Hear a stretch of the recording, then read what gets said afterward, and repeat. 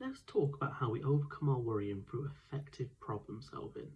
Hopefully you've seen part 1 to 3 of my video series. If not, I highly recommend going back to watch those first.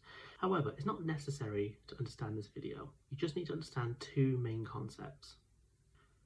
The first concept is that anxious people use a series of worry behaviours which are designed to prevent their fear from coming true, or to avoid the uncertainty in a situation, or to reduce it in some way.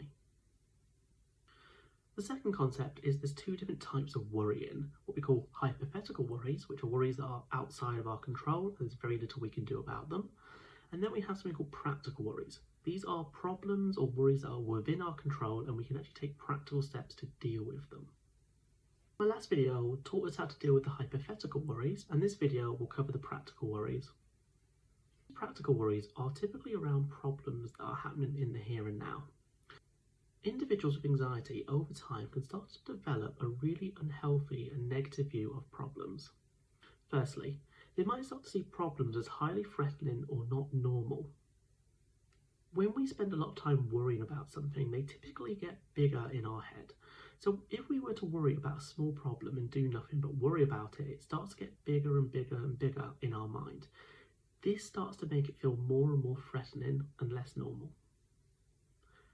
The second way we can view problems negatively is that we doubt our own ability to solve problems. Again, when we worry about things, they get bigger in our mind. This makes them harder to deal with, and we start to doubt our own ability to overcome the original thing we worried about. The third thing is you might start to become very pessimistic about how to deal with problems. You may feel that regardless of what you do, nothing is going to help. Again, this could be due to the catastrophic nature of worrying. When a problem gets bigger in our head, it feels harder to deal with, and we often feel there's nothing we can do. The problem with having this negative view about problems is that it changes how we feel emotionally, it changes how we think, and most importantly, it changes how we act. Emotionally, we may become frustrated, anxious, irritable, or even depressed. Our thinking might change to only focusing on the worst and leading to excessive worrying about the problem. And lastly, if we view problems as negatively, it changes how we act in regards to our problems. We may start to avoid them, procrastinate them, put them off till later, and become really bad at problem solving. The problem with this is, problems typically get worse over time. The longer we leave them, the bigger the impact is, and the harder it is to deal with. If we avoid dealing with our problems, the problems remain unfixed. And what do you think this does to our view of problems? Firstly, it increases how threatening they feel because they get bigger over time. It increases your doubt in your ability to solve problems because you're so used to avoiding them rather than dealing with them. And over time, you can become quite pessimistic about problems. Because if you've been avoiding problems your entire life, you've got a lifetime of experiences of problems not being fixed and not going away. So to overcome this negative view of problems, we've got to start dealing with our problems in a really effective way. This then gives us experiences of times when we can overcome our problems. And over time, this will reduce the amount of anxiety that problems cause you, which will reduce the amount of worrying you do and allow you to effectively problem solve things in the future. So we do this by using a strategy called problem solving. Problem solving is a strategy that is designed to help us fix our worries in the here and now, and we do that by using 8 steps. These 8 steps might seem quite obvious at first, however they're really useful at increasing your ability to problem solve. So, step 1 is learning to identify our problems. Step 2 is learning to turn your problems into fixable goals. Step 3 is about generating all of the possible solutions to fix that problem. Step 4 is about considering the strengths and weaknesses of each of those solutions to pick the best one. Step 5 is naturally picking the best solution at the time. Step 6 is about developing a plan to make sure we can implement this solution. Step 7 is having the motivation and the energy to put that plan into place. Step 8 is about reviewing and reflecting on how it went. The aim of this is to change our relationship with problems and help us to see that are problems as threatening as we thought, Is our ability to solve them better than we thought? And what does that say about problems being fixable or solvable? Do we need to be as pessimistic about them?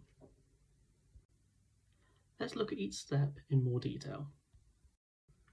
Step 1 is to identify the problem. This may sound obvious, however, when we feel highly anxious, people often actually pick the wrong thing to focus on within a problem. For example, imagine your boss gives you loads of work, more than you can manage.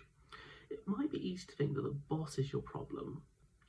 However, if the boss is the problem, it means you have to fix your boss to fix the problem, and that's not the most effective strategy. Instead, imagine viewing the problem as I have too much work to manage.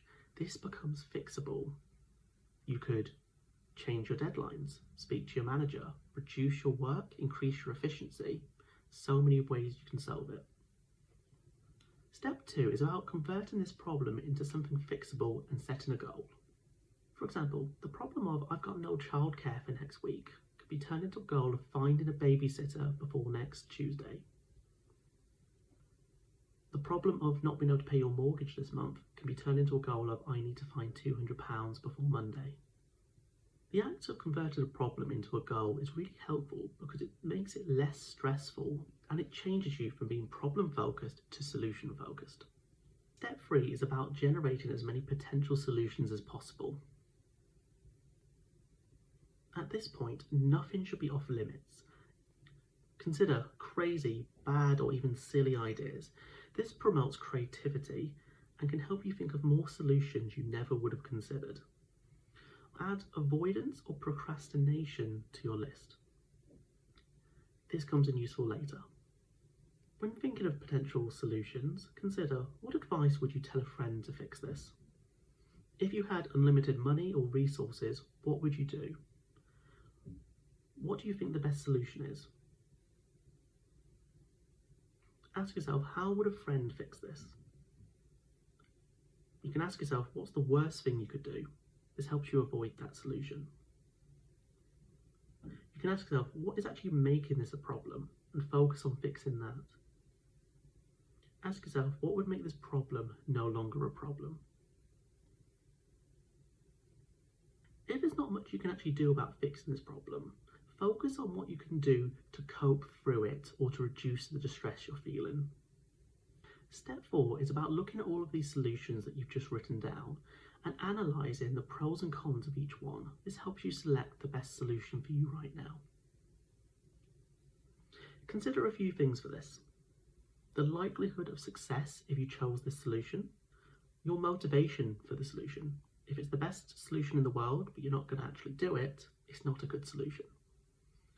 How realistic the solution is, and consider both the long-term and the short-term effects of this solution. Some solutions seem great in the short term, but are terrible in the long run, and vice versa. Also, when considering the weaknesses, ask yourself if these weaknesses are actually true.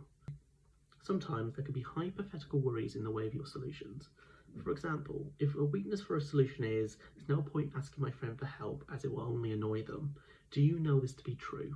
In reality, they could be more than happy to help.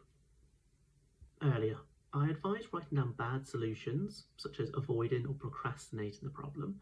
This was to help you identify the pros and cons of doing that, so write that down here. This can help you avoid the problem, as you already know it's not going to work. Step 5 is about picking the best solution for you right now. Now that you've made a list of the strengths and weaknesses, you should be in a better place to choose the best solution. If you are still unsure about what solution to pick, either think of more solutions or look over the advantages and disadvantages again.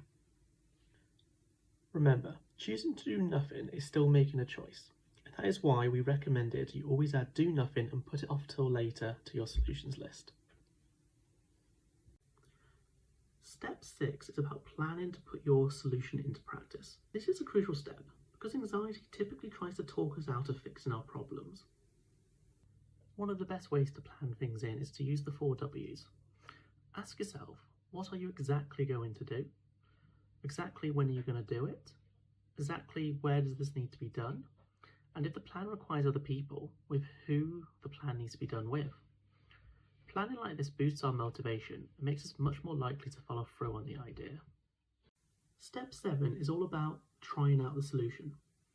If the anxiety is trying to prevent you from doing this by making you want to avoid or procrastinate, look back over your solutions and look at what you wrote down for avoiding and procrastinating and ask yourself, is this going to fix my problem?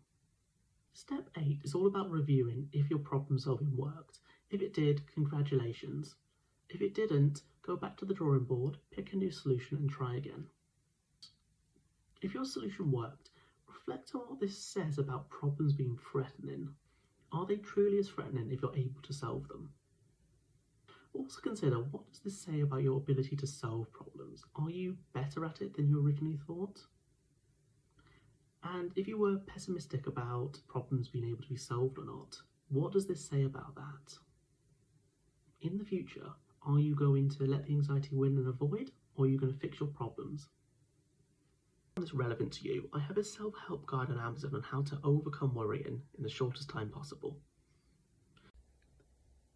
For more information on how therapy can help you overcome your anxiety, please visit my website at canaria-cbt.com.